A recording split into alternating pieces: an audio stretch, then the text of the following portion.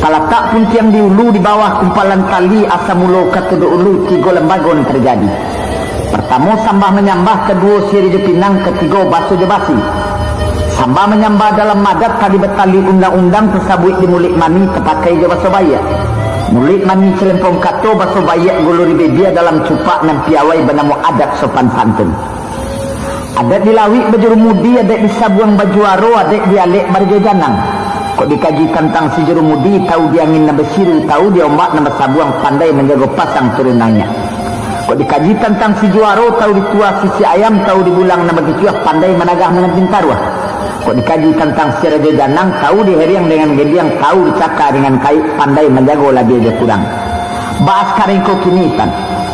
Ramu-ramu tabang melayang, melayuk ke kota tengah, banyak nyuampek puluh ampek. Endah carano bukan kapalang kalatak di tengah-tengah di lingkuang urang narape.